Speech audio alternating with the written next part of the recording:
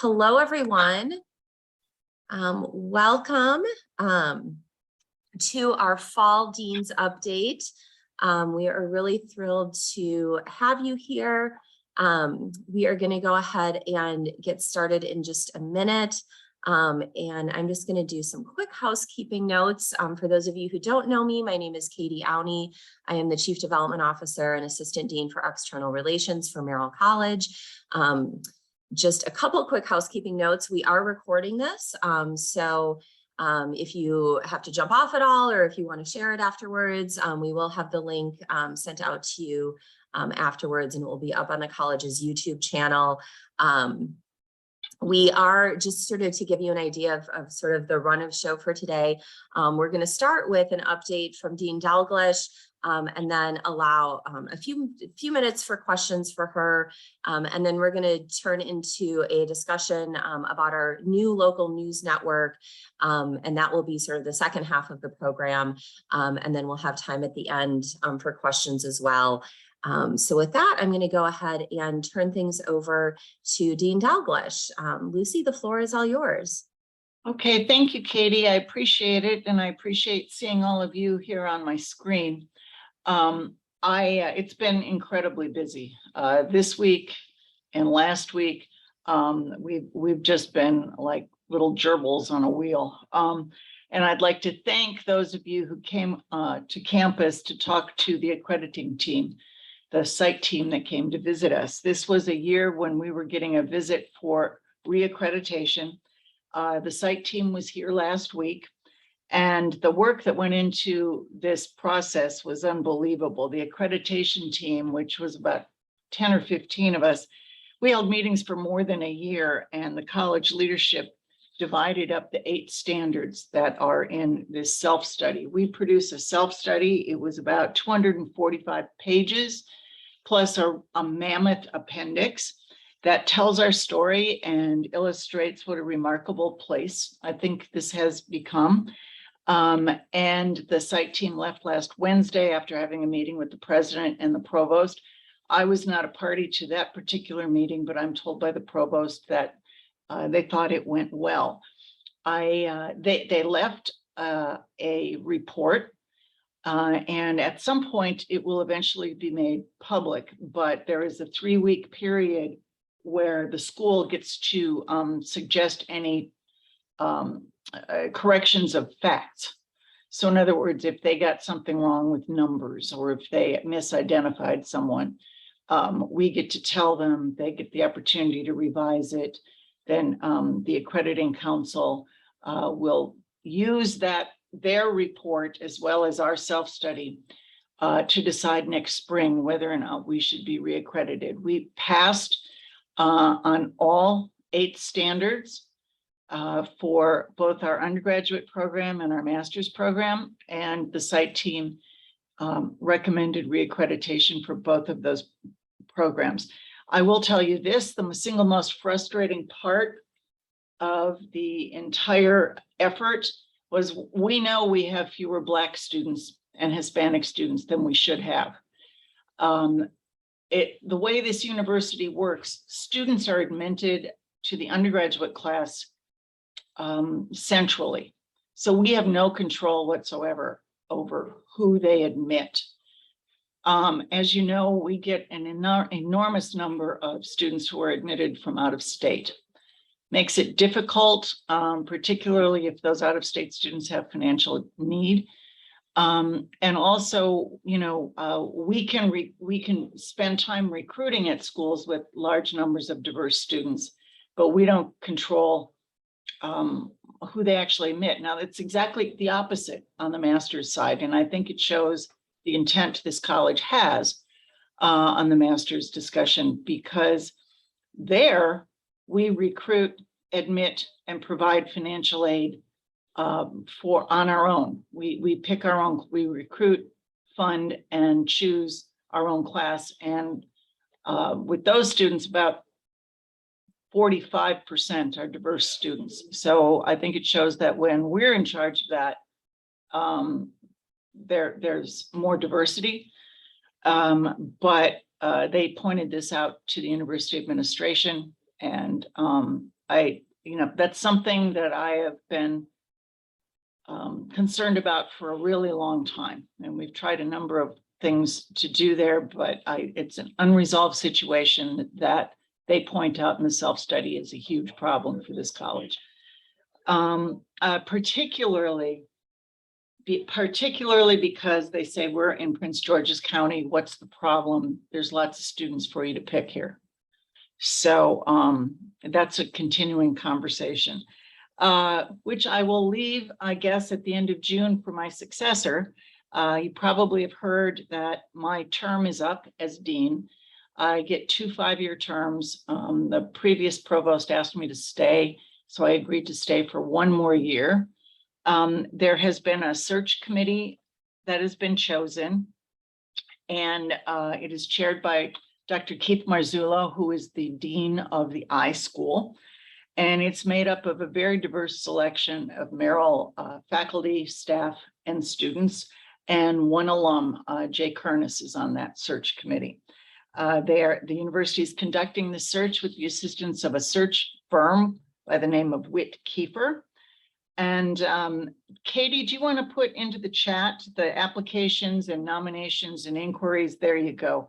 If you have someone you'd like to nominate or suggest that we go, I'm not involved in this, but that we can put you in touch with the people who are on the search committee if you have a really good nomination. And that's how they found me. Somebody who knew me nominated me. So that it does happen this way quite often. On faculty updates, you are seeing some new faces on our faculty webpage. We hired an award-winning photojournalist and a 2015 Merrill College alum, Elena Delfino, as a broadcast lecturer. That was the position previously held by Bethany Swain. She's a multi-platform photojournalist, and she was editor of TEGNA's National Verified team. She'd been an adjunct for us since 2017. And at TEGNA, she produced daily and long-form data-driven content for local news stations around the country. Before that, she was a photojournalist at Baltimore's Fox 5. We appointed Rob Wells. That might be a familiar name to some of you. Rob, about 6 or 7 years ago, graduated with his PhD from Merrill and then went to Arkansas. But he was appointed last January to be an associate professor with tenure. And on top of that, he has replaced Sandy Beniski, who retired at the end of the spring, as our able professor in Baltimore journalism. And he'll be teaching, among other things, our Baltimore Urban Affairs course. He's also taking over the management of our doctoral program and doing a terrific job at that. We are also looking to add to our research faculty and are currently searching for an assistant professor in media and democracy.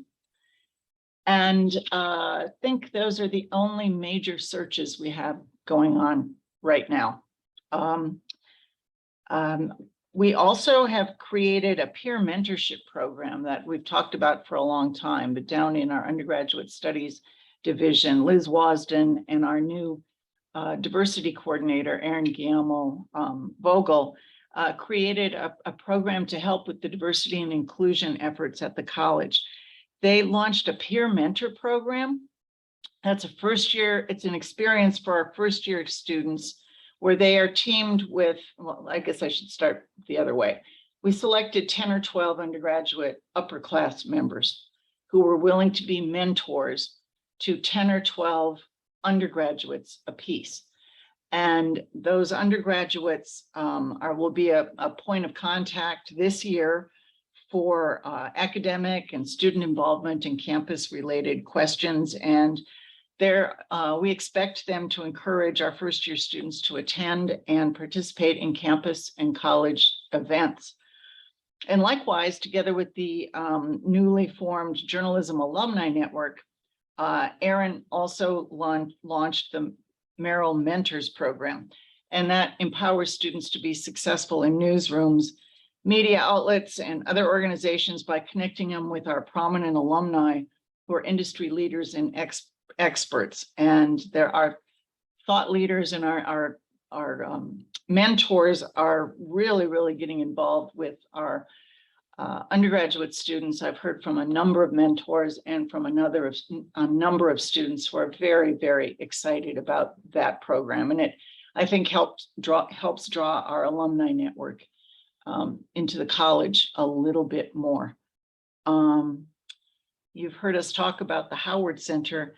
Last week we had the accreditation team. This week we have representatives of the Scripps Howard Foundation, 3 third and fourth generation members of the Howard family, and 5 of the Howard family's lawyers coming to spend Thursday and Friday with us to sort of do an inspection after 3 years of the Roy Howard Center for Investigative Journalism.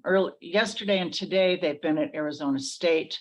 Tomorrow's their travel day, and they will be spending Thursday and part of Friday with us. They will culminate their visit with a discussion with President Pines and Provost Rice. But the Howard Center, as you probably have noticed, has published its latest collaborative project, Mega Billions, it's called, The Great Lottery Wealth Transfer. And our student data journalists and reporters at Merrill and other students at Boston University teamed up to find that state lotteries, which are increasingly powered by multinational corporations, have become the engine of a multi-billion-dollar wealth transfer that relies on spending by less educated and less wealthy Black and Hispanic Americans. It was an incredible project that caught a lot of national attention. Kathy Best and Sean Mussenden and various students who worked on the investigation have made a variety of media appearances around the country to discuss the findings of that project.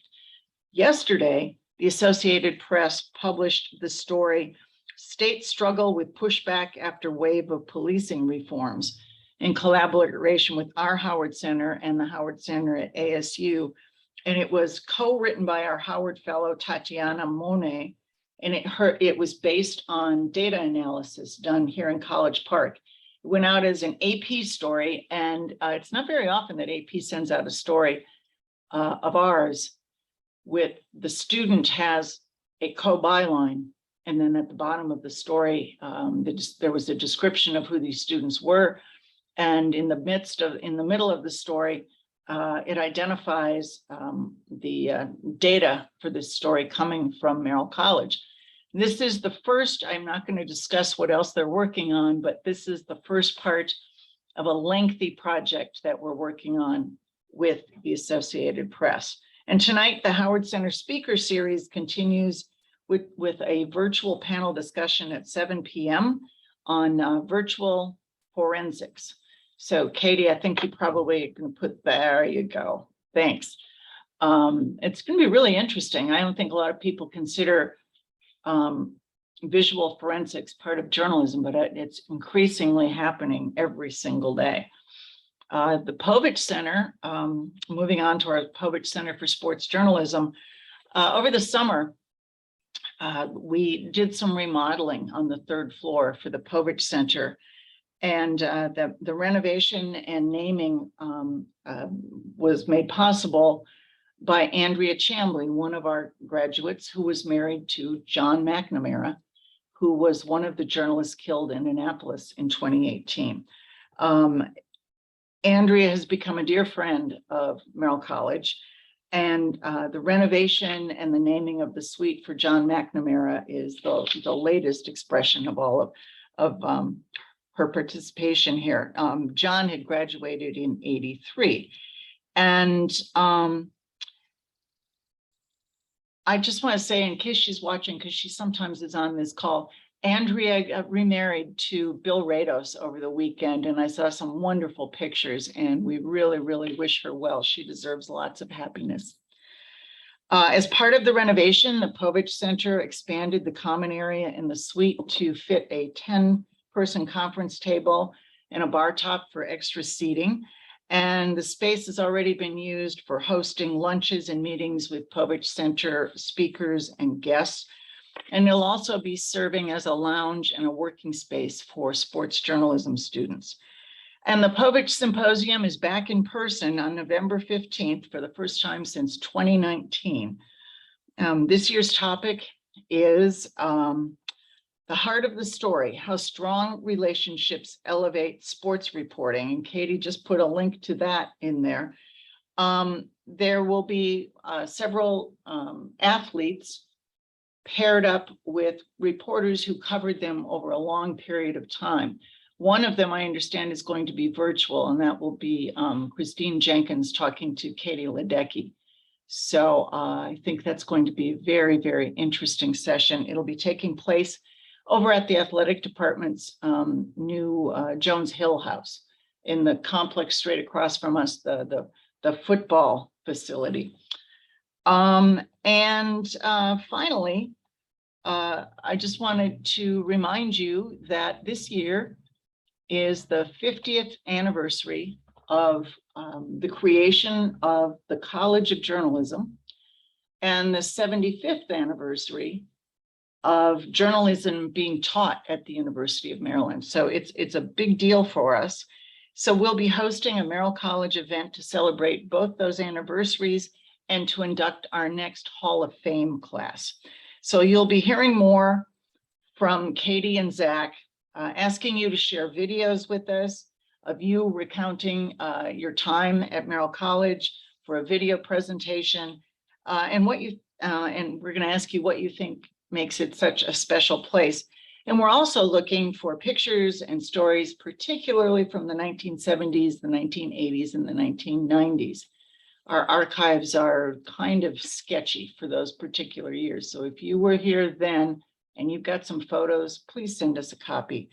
Specific details about the event itself will be coming soon, but it'll be March 30th. I kind of blew right through that, but I wanted you to have plenty of time to ask any questions. Does anyone want me to address anything in particular? And I should mention to you, I'm going to have to leave a little bit early because the provost asked me 2 days ago to come and watch presentations. They're coming up with about $3 million in grants that President Pines is calling the Grand Challenges grants. And Merrill has one of the 9 finalists in partnership with Education, BSOS, and Public Policy. And our team is giving their presentation at 1 o'clock, and she asked that I watch them. So my apologies for ducking out of here a little bit early. Are there any questions that you have for Rome? And if I just look at the chat, Katie, has anything come in? Well, we did have a couple pre-submitted questions that people sent in advance. The first one being, could you talk a little bit about how we are training our students to report responsibly in this political environment that we're living in today? Well, we're doing that. As always, we're learning by doing, and also making sure that we start that conversation about what is fair and ethical in the Journalism 200 class, and we keep going with lively discussions all the way through graduation here. There are a lot of, students are very, very engaged in covering all sorts of what you might call political conversations, but I've been really very proud of the way our faculty has been guiding them to put ethics and fairness ahead. Making sure that students know how to cover these stories, how to talk to candidates, and how to cover difficult subjects truthfully, and to listen to people from different perspectives. But increasingly, as you all have noticed, journalists are, instead of just writing, this side said this, that side said that, we're also teaching students to, if somebody just flat out lies, to point it out. And you're going to see a story very, very soon coming out that I'm going to have Jerry talk about, but you're going to see an example of that I think maybe by tomorrow, Jerry. Yeah, a really interesting story. So is that answer that question? Okay. So another question, and this one is gonna ask you to brag a little bit. What would you say is one of your most satisfying accomplishments during your tenure as dean?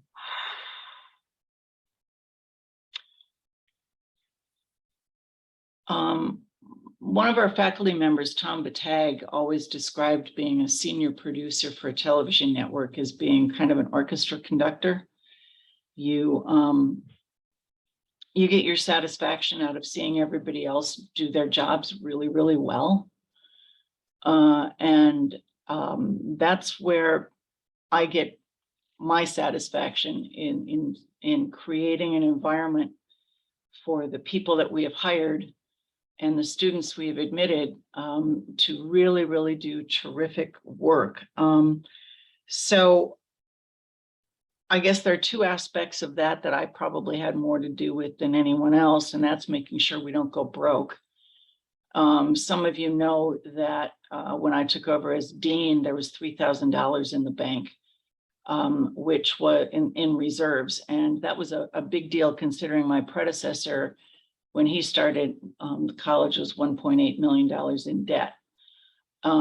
Nevertheless, the college is financially stable. And I'm really proud of that. I had a lot of help from Katie and our other development folks, as well as Vanessa Nichols-Holmes, and before her, Emily Hartz, teaching me how the money works in this place. It's really hard. But in addition to that, maybe the biggest accomplishment is creating an environment where the faculty members all respect each other and are enjoying collaborating with each other. And the tenure track scholars are working well with the professional track scholars, and they're all working well with our professional track lecturers. And they are all, at least it seems to me, they all enjoy being with each other. And I think maybe that's what I'm the most proud of, creating a place where collaboration truly is valued. Great. I've got another question was sent to me in the chat here, asking how successful are sports journalism students in finding post-graduation employment? And I guess you could probably even expand that to our students in general. I think that's a question that comes up quite often. I saw some statistics yesterday, and before our students graduate, unlike most of the rest of campus that collects their employment data 6 months after graduation, we don't let students graduate without hearing from them that what they plan to do and if they have a job. And so by the end of May, we typically know how our students are doing. And last year, we had a 90% job placement rate overall. Now, are students getting jobs doing what my generation considered sports journalism jobs to be? Traditional sports writing, column writing, things like that. Every once in a while, somebody gets a job like that, particularly if they're willing to go outside of this region. I collect sports journalism job openings, and there's lots of them available all over the country. Our students tend to like to stay on this coast, and that's a little bit tougher. But if they take courses on business reporting, data reporting, sports analytics, and things like that, those folks are getting jobs. If they are covering sports as a business, those students are doing quite well. But as always, it's sometimes you kind of have to work your way up. Things still apply. but the students who understand numbers, analytics, can also understand sports as a business, those folks are pretty valuable. Great. We've got another question here in the chat from Rosemary. She says, on a past update, you mentioned that the Common App, which the university just started using last year, might make it harder to predict how many admitted students would actually choose to come to UMD. Are you seeing any interesting trends in applications, admissions, et cetera? You know, it's interesting. Maryland in general is doing pretty well right now, but I've been to several seminars in the last couple of months about how college admissions nationwide are just destined to decline because of basic demographics. The big Research One schools like Maryland are still doing pretty well. I think I've explained before that we have more out-of-state applicants proportionately than any other school on campus. And this university does not provide need-based financial aid to out-of-state students. So what does that mean? For us to have a decent sized class, we have to come up with our own money to award scholarships. My husband keeps telling me that's only logical because these days, sophisticated families, nobody likes to pay list. So it's kind of a jaded way to look at it. But even if we can come up with a modest amount of money for merit scholarships for out-of-state students, it helps our numbers. President Hines just announced this week that the university is going to, well, there's a federal program called Pell Grants, and they are given when students complete what they call the financial aid form from the federal government, the FAFSA. And each student there's a calculation. Does this student have need financial support because they qualify for need?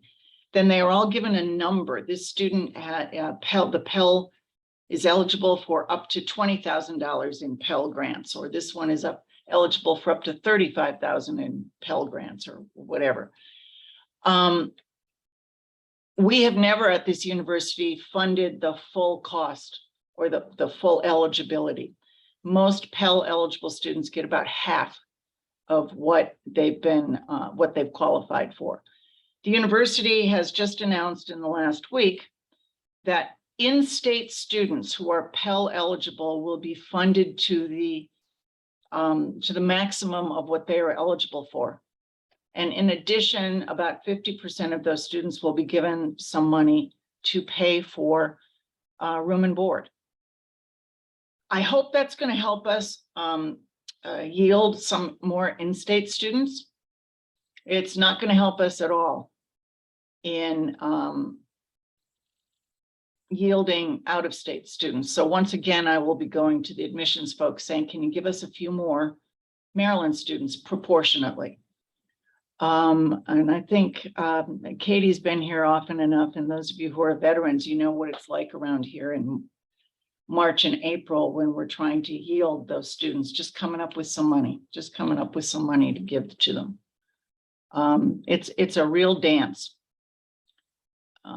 And it's not even close with the other colleges. We are, as students keep telling me, we are the whitest college on campus because like last year, the first 10 out-of-state students who confirmed that they were coming were all white students with absolutely no financial need.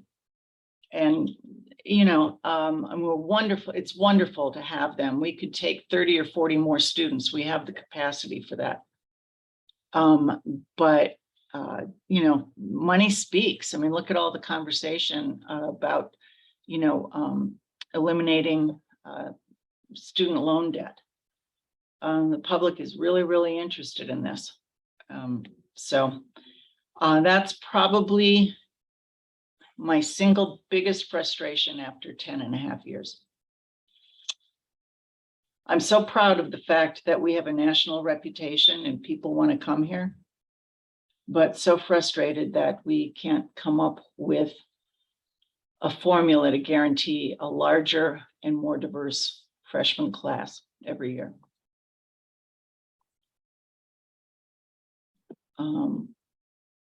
Hey, Kara, I see you there in the chat. Good for you. Last I heard, you hadn't gotten a job yet. Wonderful. Congratulations. What are you doing? Send another chat note.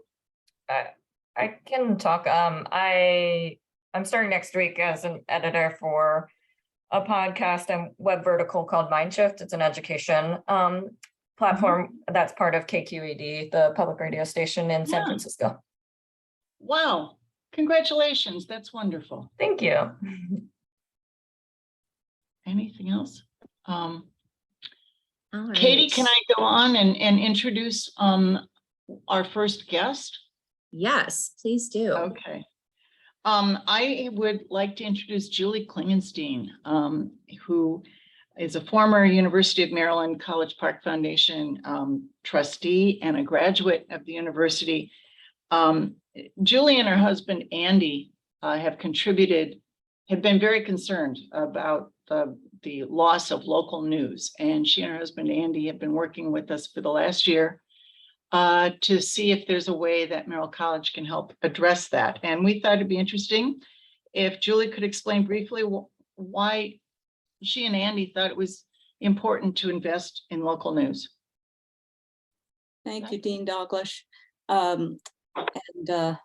I guess I want to start by saying that you're a great orchestra leader, because when we came to you and said, we do have these major concerns about local news. We read Margaret Sullivan's book, Ghosting the News, 2,000 newspapers gone. We came to Dean Dalglish, and she convened her brain trust and group of people who sat and thought through the problem and the solutions and how to use more of our Merrill-made talent to deploy them into the local news network. So that was a successful meeting. Another process that she ran that's really gotten things on fire, and you'll hear directly from Jerry Zemsky, is the search process that brought him to us to run this program. He's the former DC bureau chief of the Buffalo News, and his hair's on fire for this project. And it's pretty darn exciting to hear what his students are doing, the impact they're making across the state of Maryland with their work and their data collection. So Jerry will describe that. But in short, if anybody on this call has a similar passion for local news, talk to Jerry. I don't know what the next act will be for these talented people, but love to have everybody join us. Thank you very much, Julie. It's wonderful to work with you and Andy. It's just been a total joy. Jerry Zemsky was an adjunct for us over the last, longer than 10 years, I think, while he was working as a very well-respected and award-winning journalist as the Washington correspondent for the Buffalo newspaper. And so when we had a search to create a position to convert our Journalism 320 courses, that's the mid-level reporting courses, usually taken by sophomores and juniors, to convert that into really focusing on local news, Jerry came up with an incredible proposal. His interview was dynamic, and we just can't wait. And he was here maybe a week, and what he has accomplished in the last 3 months just blows us all away. So Jerry, do you want to talk about the school board election voter guide story and tell us a couple of the crazier stories you've come across? Oh, sure. Happy to do that. Let me just say a couple of things. First of all, I'm flanked here by two of my students, Colin McNamara and Emily Condon, who last week accomplished something that I never accomplished in 40 years of journalism, which is getting a story on the Washington Post website. And that, I think, is just one sign of what we've been able to do with our work at the local news network so far. And that work actually starts with Julie and Andy Klingenstein. This would not be happening if not for them. And voters all around the state of Maryland are benefiting from it. And let me tell you how. 2 weeks ago, the local news network on the CNS website published a voter guide to school board elections all across the state of Maryland. This idea came from the ground up. It came from editors that I spoke with out on the Eastern Shore who told me that they don't have the bandwidth to cover elections the way they used to. And yet they had these very contentious school board elections like the ones you've read about in other states happening here in Maryland. So in a collaborative way with other people here at Merrill, such as Tom Rosensteel, Marty Kaiser, Adam Martin, we all came together on this idea of doing a voter guide to school board elections in which we would survey all the school board candidates, 155 of them across the state. We did that. We pulled in 96 students in journalism 320 and 620 to kind of, shall we say, encourage the candidates to respond and also to do background checks of the candidates. More on that in just a moment. But this has yielded a really rich set of information and even data that we've been able to do stories off of. So, for example, Emily and Colin did a story about school resource officers and school safety and what candidates are saying about that. We had a big story about learning loss and the issues surrounding that. And these stories have been appearing everywhere. They have led the Maryland Matters website. They've been on the Baltimore Banner. They've led the Daily Times in Salisbury and the Frederick News Post. So what we did here at Merrill College is really providing the whole news ecosystem of Maryland with more oomph, with more copy about these school board elections. Just one more thing, and then I'm going to turn it over to my students for a minute. I mentioned that we did background checks of all of the candidates. That was no easy task. Every student did a court record search. The court records in Maryland are not particularly accessible, but we had some help here and there. I want to give a shout out to John Jenkins, who helped in steering us to a website in which we were able to kind of double check things. So I spent some money on that website, for which I'll be billing Merrill College shortly. But we found some interesting things. We found 11 candidates across the state who have had tax liens against them. And we found one candidate in particular who is running under her maiden name. And if you look very closely at why, you will find that because under her married name, she has shoplifting charges and at one point was accused of identity fraud. So that's a pretty big story, pretty important story. That's coming tomorrow. So that's in essence, that's what we've done so far. We're going to be obviously doing much more, but I think that what we've done so far proves, I think, that what a university has that it can give to the state's news ecosystem is a lot of labor.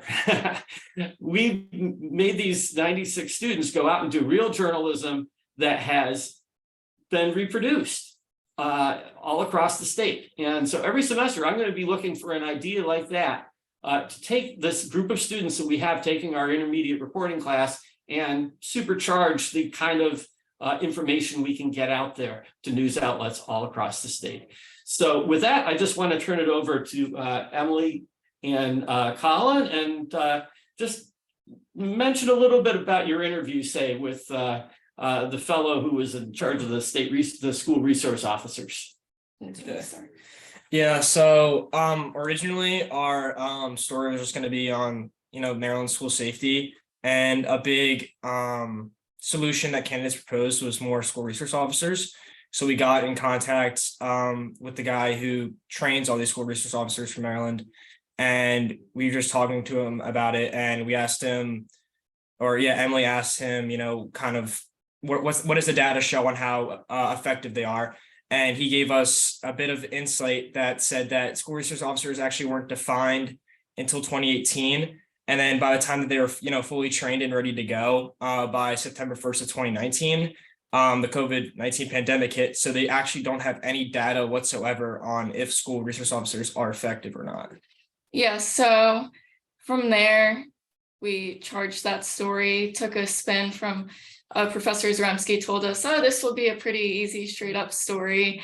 Sat us down, said, I'm giving it to you guys because you're very good at telling things straight up. There's not too much to get into here. And then all of a sudden we had this story that ended up in the Washington Post. And actually the night before Karen Denny sent us that it was in the Post, the communications person from Maryland Center for School Safety, where this guy was employed through the education department. So their communications person reached out to me and was like, oh, Emily, don't publish this. There's some incorrect facts in it. We asked her what it was, still have yet to hear back. So I think she freaked out. Yeah. Because this guy talked out of school and never heard from her again. But that story got published all over the state. Yeah, so that was definitely a really cool opportunity. Thanks to the Klingensteins and Professor Zaremski. Thank you very much for making this happen for us.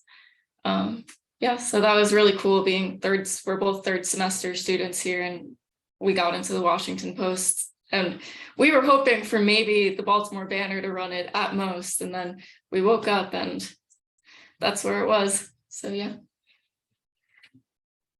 And I did just put the link to that story in the chat for anyone who wants to take a look at it.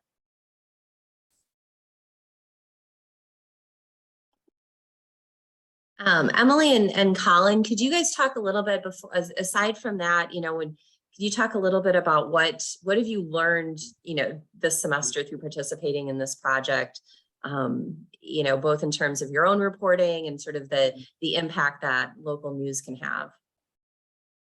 Yeah, so originally I haven't had much experience with this. I write for like a paper here, but I just cover like soccer and baseball like as a sports writer. So originally I didn't have much experience covering local news at all. So just kind of like the whole process, kind of having to dig for a story, interviewing people. It's just covering local news is a much more thorough process, and it's something that's important, and voters should know kind of who their candidates are. So I feel like this was very effective, not only for myself, but for the community. Yeah, I totally agree with everything Colin said. And then also I learned that covering local stories is attainable. It's not crazy to go out and get information on these candidates. When you have, I guess we had 96 students, we had a huge team working on this project. So definitely working with other journalists. Obviously, Colin and I wrote this story together. It's very attainable to be collaborative, and this project at Merrill definitely pushed me in that direction to want to work more with other students and other journalists to find better stories, to fact check my stories, and yeah, just to overall be a better journalist. That's great. Thank you. We had one question that was submitted ahead of time that I'll direct to Jerry. Jerry, somebody asked, how can alumni of Merrill help support the local news network and, help get engaged with it and help spread the word about what you're doing? I would say just get in touch with me and we can talk. I'm a little busy the next couple of days because we're still finishing up this project, but I'll be getting back to the networking mode probably next week. And also brainstorm, think about what's lacking in news coverage in Maryland and how can those gaps be filled. I look at what we're doing as an effort to do that, to provide information that will help news organizations and citizens all across the state. I have an idea for next semester, but it's not definitive yet. It's regarding test scores. We're really taking an education focus this year, but there are more semesters down the road, and there are other things that we can do. One thing that I do want us to do as well is look at student work beyond this project and try to get it published more. And I've networked with news publications all around the state to help do that. And we're seeing things like Emily is writing for the Baltimore Business Journal, and I have another student who's covering Howard County for Maryland Matters. So there's all sorts of that going on. So if you have any kind of contacts that you think might be able to help our students get published in that way, that would be helpful too. I think the best thing you could do is talk to me for starters. So. Great, thank you, Jerry.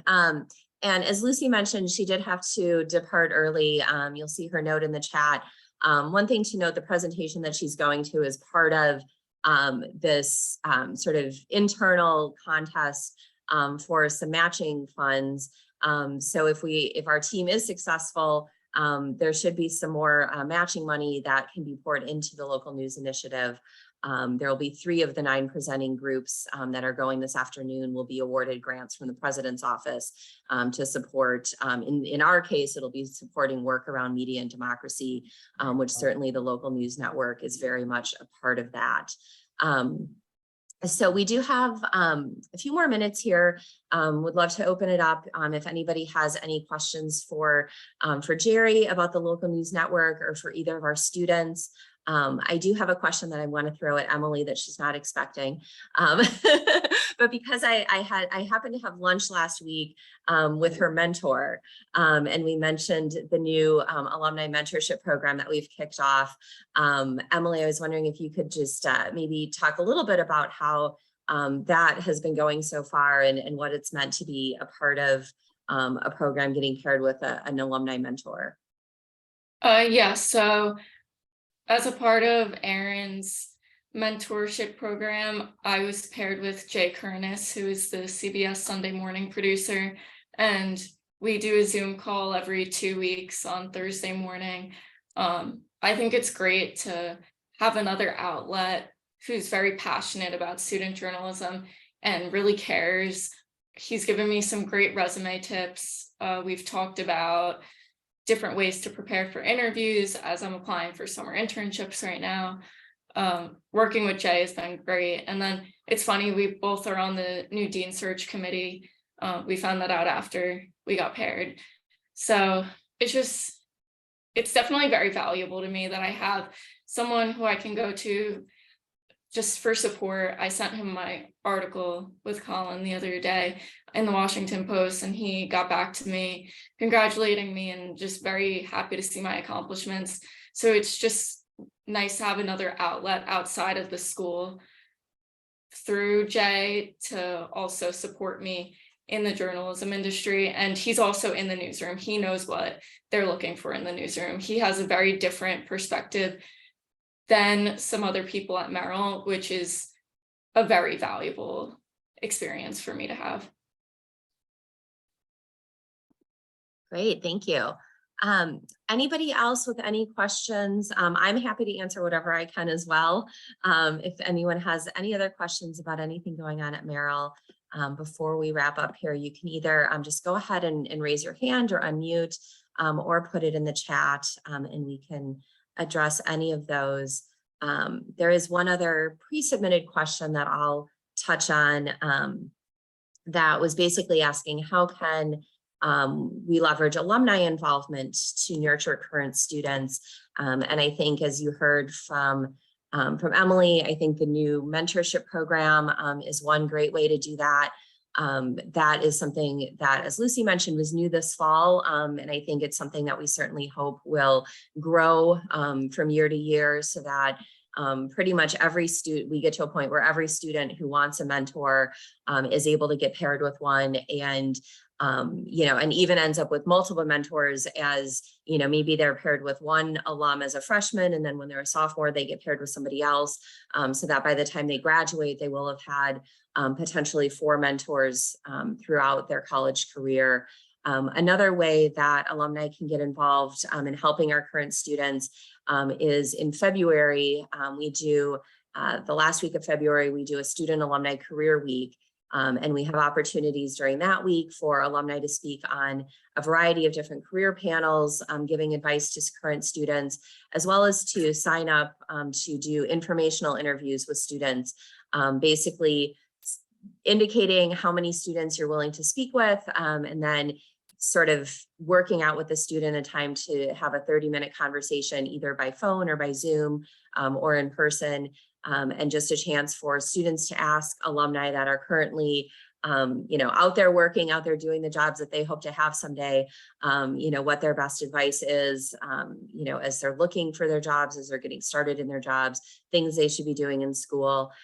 So those are great ways for alumni to get connected with our students. And of course, what all of you on this call have already done, and that's provide your financial support. And we do this call twice a year so that all of you, really get a sense of, how your support is benefiting our students and benefiting the college. It means so much for those of you who are contributing to whether it's a scholarship fund that's providing, necessary financial support for students to attend Merrill, or for contributing, for programmatic support, whether it's the local news network, as Julie and Andy are doing, or, supporting things like the Howard Center or the Povich Center. Those are programs that, as you've heard today, really give our students a chance to get out there and get real life reporting experience, getting published, getting bylines, in local papers and, and even the Washington Post. And so your support in all of those areas is so valuable and so appreciated. And so thank you to everyone on this call for everything that you do for Merrill College. We really appreciate it so much, and would not be where we are today without the support of all of you. So if anybody does have any last questions, we do have a few more minutes here.